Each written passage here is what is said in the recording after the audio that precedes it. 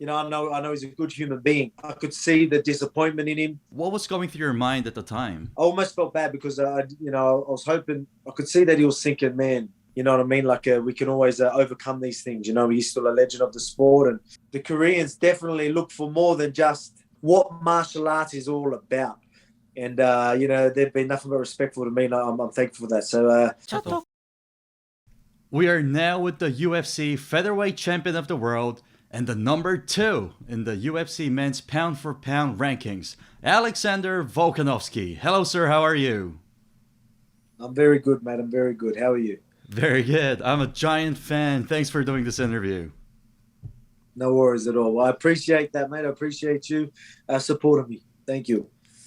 Cool. How is your preparation going for your 4th title defense? Preparation's been going unreal. I'm always prepared, man. That's just how I am. As I always say, I don't need to be motivated to train hard and be prepared. I'm disciplined to always be prepared at my best. So I'm motivated and disciplined, and that's why you always get the best version of Alexander the Great every single time. Wow. And I can kind of see the confidence in your facial expression right now. You look ready. Yeah, well, that's it, man. I am. It is preparation is everything. It really is. I've always been well prepared, but not just that. Now there is a confidence. There is a calmness. There's a comfortability. I don't even know if that's a word, but I'm just real comfortable in my confidence and everything. Everything right now. I'm very comfortable where I am. Right. Before we get into your next fight with Max Holloway, as a Korean mixed martial arts fan, I have to ask you about your last fight with the Korean zombie, Chan Sung-jung. Would that be okay? Of course. No worries at all. Any thoughts about that fight in particular? Yeah, not too. Obviously, it was a big fight for me. Getting to fight a legend of the sport, or my division, absolute legend of the division, and I've got nothing but respect for Zombie. You know what I mean? And yeah, man, he's tough. You know what I mean? There's not many people that could take some of the shots like he did, and still walk forward and want to keep going. So he's a incredible athlete, MMA fighter, and human being. Right, and many of the Korean fans were touched by the way you handled yourself straight after your victory inside the octagon. You weren't really celebrating. You were being there for the zombie, showing respect. What was going through your mind at the time? Man, I'm not in this sport to hurt anyone. Obviously, I'm going to celebrate. I'm going to be happy.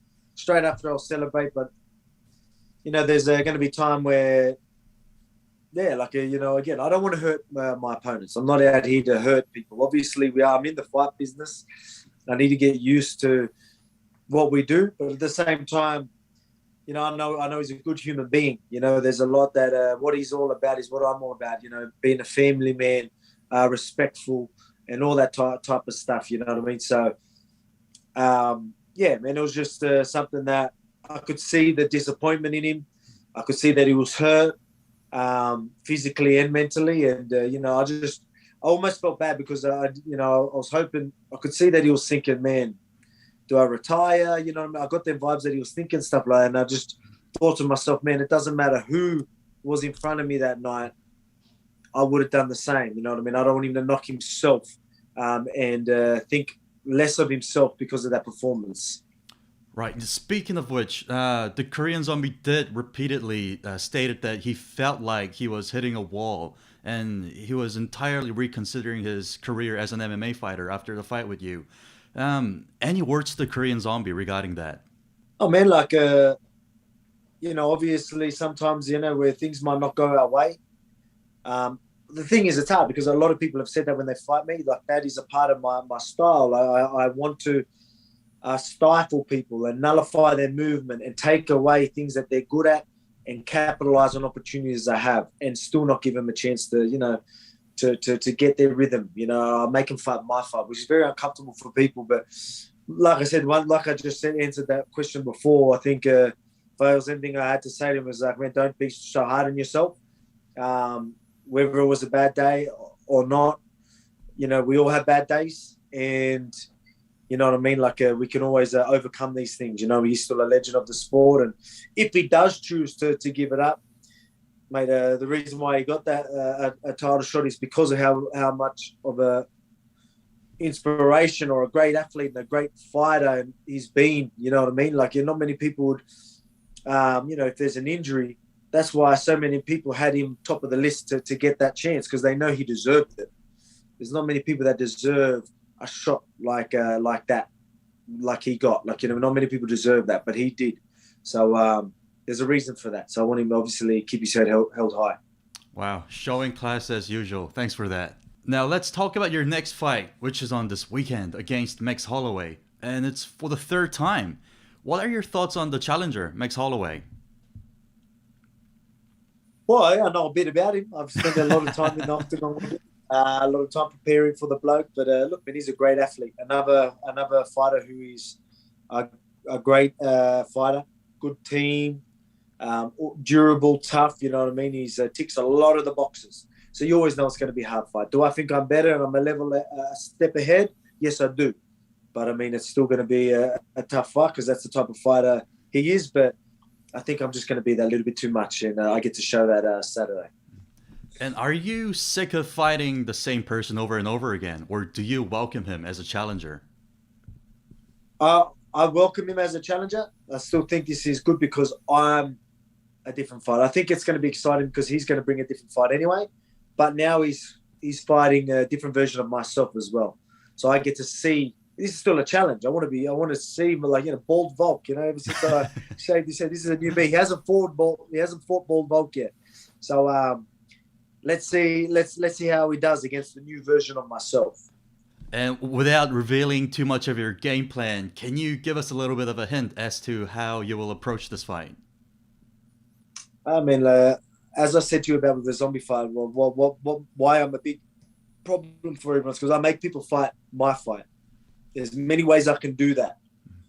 And depending on what he gives me is depending on what I'm going to do to you know, my game plan, depending on which options I take, which path I choose. So that's the thing. I'm going to throw everything at him and see what works best, make them adjustments and capitalize. Right. And some of the critics and fans thought that the second fight was really, really close. And some even argued that Max should have won that fight. What are your thoughts on this? Oh, man, like there's every time there's a close fight, people scream robbery, or, like, you know, there's always going to be two sides to the story. He's a very popular fighter, especially back then. You know what I mean? He's a well-respected and earned that respect and earned that following that he has. So, you know, it's always going to be tough for, you know, a fan favorite, right? He's a fan favorite. To beat a fan favorite and expect everyone to just, you know, like a close fight, just be all happy about it. You know what I mean? So it's obviously expected, and I understand that now. I didn't understand it. I didn't understand why they were carrying on so much about it before, but now I understand it. Right. Humble as usual. Max stated a couple of days ago that the third fight wouldn't last 3 rounds. Do you agree with this? Oh, man, like I definitely think it can go in between the 3 rounds. You know what I mean? But, you know, we both showed that we are durable, we are tough, we were resilient, and we both showed that, you know, we've got good fight IQ. So, you know, we definitely know how to survive if we have to. We know we're hard to be finished. So it's very hard to say that it's definitely going to be finished, but I guarantee you that it's going to be fireworks. I guarantee you it's going to be a good chance of a chess battle and a firefight and a fight of the night type of a fight. But yeah, man, like it's tough to say. You know, I want to say that I'll finish it because I know I'm gonna land on him a lot. I know I'm gonna find his chin. I know I'm gonna connect really hard. But does that mean he goes down? He showed that he takes punishment a lot. So we'll see. We'll see how it goes. But I can guarantee you one thing: I'm gonna land on him, and I'm gonna land big. Wow, you're really good at hyping this fight. So excited. Yeah. Personally, it seems like there's no one in this division that's really posing a threat to you. What are your plans after this fight? Man, like I think I have a bit of time to see what happens in the featherweight division. and maybe look at this lightweight title fight and maybe jump at that. But I think I'll worry about Max, and I think I'm in a pretty good position if once I do what I plan on doing to definitely put myself an opportunity. Give myself a chance to at least fight for the title. That's for sure. And I recently saw an interview of you where you stated that you are interested in fighting McGregor. Is that still on the table? Oh, of course, man. Like who wouldn't take that fight again? I want big fights. I want big challenges. I think even though I know, I'm confident I'll win that fight, I know it'll still be a challenge and I know it'll be a big fight. So, for you not to want that fight, you'd be pretty silly, you know what I mean? But I mean, at the same time, do I think it's going to happen? No, I don't even know if he's fighting. So, right. If that was ever offered to me, of course, we'd make it happen. So you used to be a rugby player, and during that time, you weighed close to 100 kilograms. And now you are a featherweight. How did you cut so much weight? How is it possible? Just through time. It was, over the 10, 11 years of my career, I just slowly bring it down. That's why I fought at middleweight, welterweight, lightweight, and featherweight. So it's just, it's a slow process. I used to be, obviously, I'm only 5'6", so you could imagine I was very thick. But I, just slowly bring that down, and now you see me at my physical best. This is obviously where I'm most comfortable and where I'm at my sharpest and best. So I'm glad I definitely put the effort into losing that weight and getting me to this division. Perfect. Now, finally, any words to the Korean fans who will be rooting for you this weekend? I just want to say thank you. I've had nothing but love from the Koreans. Even before the fight with Korean Zombie, they were always respectful. They always showed me a lot of respect and support, especially after the fight as well. So, that means a lot to me. I feel like the Koreans definitely look for more than just, the flashy, whether it's flashy knockouts or, the trash talking, or they really appreciate the respect and discipline and what martial arts is all about. And, they've been nothing but respectful to me, and I'm thankful for that. So I hope you enjoyed the show. It's going to be a good card. And, enjoy. All right. It was Alexander Volkanovsky, everyone. Thanks for your time. Thanks so much. Thank you. Appreciate it. Cheers. Looking forward to it.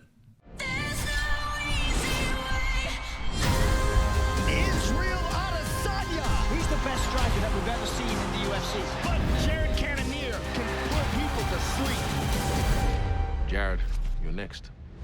Two future Hall of Famers and all-time greats complete their epic trilogy